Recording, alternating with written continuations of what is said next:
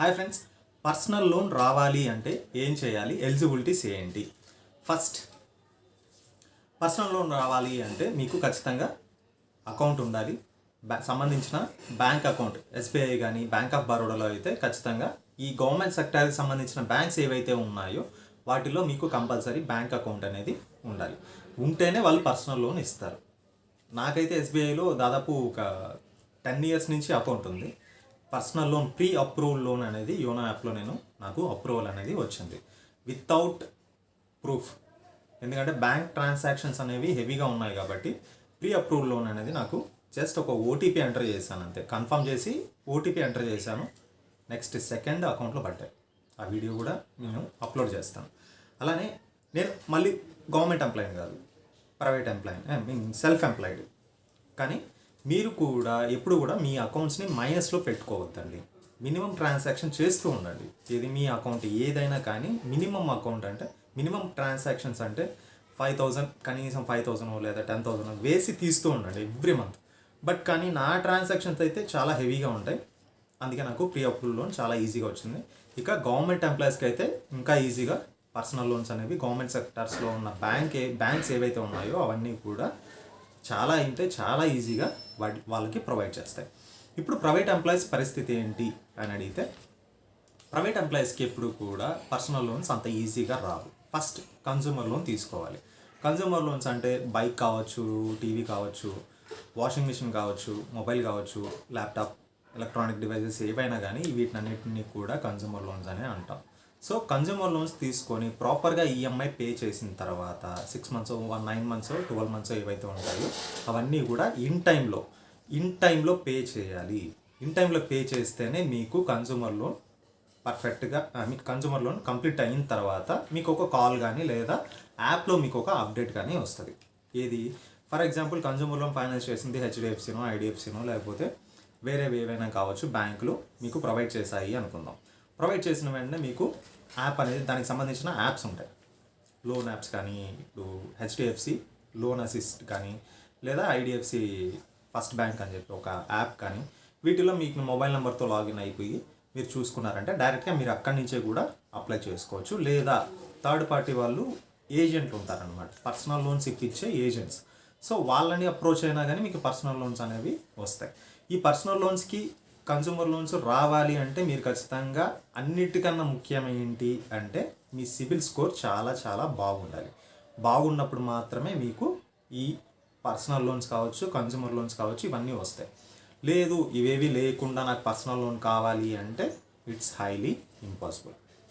లేదు ఇంకా నేను బిజినెస్ లోన్ పెట్టుకోవాలి అనుకున్నప్పుడు మాత్రం కొన్ని గవర్నమెంట్ స్కీమ్స్ ఏవైతే ఉన్నాయో ఆ స్కీమ్స్లో మిమ్మల్ని కన్సిడర్ చేస్తారు. బట్ కానీ అది కూడా చాలా టైం టేకింగ్ అనమాట.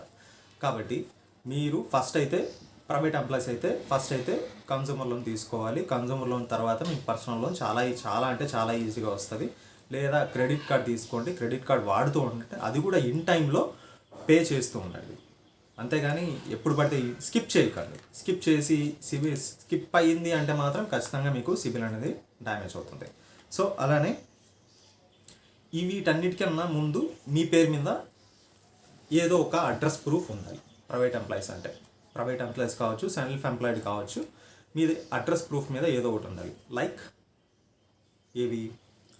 గ్యాస్ బిల్ కానీ లేదా ఓన్ హౌస్ కానీ, ఓన్ హౌస్కి సంబంధించిన కరెంటు బిల్లు కానీ, వీటిల్లో ఏదో ఒకటి మీ ఓన్ హౌస్ వీటిలో ఏదైనా సంబంధించిన ప్రూఫ్ అనేది ఖచ్చితంగా మీ దగ్గర ఉండాలి. ఉంటేనే కన్జ్యూమర్ లోన్స్ కావచ్చు, పర్సనల్ లోన్స్ కావచ్చు, ఏవైనా కానీ వస్తాయి. మీ పేరు మీద ఏమీ లేవు అడ్రస్ ప్రూఫ్లు అంటే ఓన్ హౌస్ ఎక్కడో విలేజ్లో ఉంది, నేను ఇక్కడ సిటీలో ఉన్నాను, నాకు లోన్ కావాలి అంటే 90% రావు. కన్జ్యూమర్ లోన్స్ కూడా రావు. కాబట్టి మీరు తీసుకోవాల్సింది ఏవైతే ఉన్నాయో అవన్నీ కూడా, ఇప్పుడు గ్యాస్ బిల్ తీసుకోవడం పెద్ద విషయం కాదు. ఇప్పుడు గ్యాస్ ఆల్రెడీ మా ఇంట్లో ఉందండి అంటే ఇంకో గ్యాస్ కనెక్షన్ మీ పేరు మీద తీసుకోండి. మీ ఆధార్ కార్డ్ పెట్టి మీ గ్యాస్ మీద తీసుకోండి. తీసుకున్న తర్వాత అప్పుడు మీ పేరు మీద ఉంటుంది. సో ఒకసారి ఇది బుక్ చేయండి, ఒకసారి అది బుక్ చేయండి. సో ఈజీనే కదా, చూడండి. సో ఈ టిప్ అయితే ఫాలో అయితే మీకు ఈజీగా లోన్స్ అనేవి, కన్జ్యూమర్ లోన్స్ అనేవి ఒక్కసారి మీకు కన్జ్యూమర్ లోన్స్లో కానీ ఫైనాన్స్ చేసిన కంపెనీస్లో మీకు ఉంది అంటే మాత్రం ఎగ్జిస్ట్ అయ్యారు అంటే మాత్రం ఖచ్చితంగా మీరు మళ్ళీ అడ్రస్ ప్రూఫ్ ఒకటి ప్రొవైడ్ చేస్తే చాలు. ట్రాక్ బాగుంటే పిలిచి మరీ లోన్ ఇస్తారు. అది కన్జ్యూమర్ లోన్ కావచ్చు లేదా ఏదైనా కావచ్చు. నెక్స్ట్ ఇంకోటి ఏంటంటే శాలరీ స్లిప్. ఎక్కడ వర్క్ చేస్తున్నారు ఏంటి దానికి సంబంధించిన శాలరీ స్లిప్ అనేది కంపల్సరీ అడుగుతారు. సో శాలరీ స్లిప్ అనేది ఏ మంత్ ఆ మంత్ ఒక్కసారి స్క్రీన్ షాట్ తీసుకోండి, లేదా స్టేట్మెంట్ ఉన్నా పర్వాలేదు మీ దగ్గర. ఈ స్టేట్మెంట్స్ ఏవైతే ఉంటాయో ఎవ్రీ మంత్ మీకు ఒక బిల్ అనేది పడుతూ ఉంటుంది. సో ఆ బిల్ పడుతూ ఉన్నప్పుడు ఆ బిల్స్ వాళ్ళు ప్రొవైడ్ చేస్తే చాలు. నెక్స్ట్ మళ్ళీ మీరు ప్రోడక్ట్స్ ఏదైనా బై చేసేటప్పుడు ఖచ్చితంగా ఏటీఎం కార్డు తీసుకెళ్ళండి. ఏ బ్యాంకులో అయితే మీకు ఈఎంఐ కట్ అవ్వాలి అనుకుంటున్నారో ఆ బ్యాంకుకి సంబంధించిన ఏటీఎం కార్డు లేదా ఇంటర్నెట్ బ్యాంకింగ్ యాక్సెస్ ఉండేది మీరు ప్రొవైడ్ చేయండి. ఎందుకంటే ఈసీఎస్ కట్ అవ్వడానికి మీకు ₹1 వాళ్ళు కానీ లేదా మీరు కానీ సెండ్ చేయాల్సి వస్తుంది. సెండ్ చేసినప్పుడు అకౌంట్ ఇదే కన్ఫర్మేషన్ చేసుకోవడానికి మాత్రమే ఇది యూజ్ అవుతుంది. ఇది లేకుండా మీరు సైన్ చేశారు అంటే చెక్ బౌన్స్ పడే ఛాన్సెస్ చాలా ఉన్నాయి. సో అది పర్సనల్ లోన్స్ అయినా కానీ బిజినెస్ లోన్స్ అయినా కానీ మీరు ఖచ్చితంగా ఇవనేది ఖచ్చితంగా ప్రొవైడ్ చేసుకోండి. This is Ravi Shastri. Thank you for watching.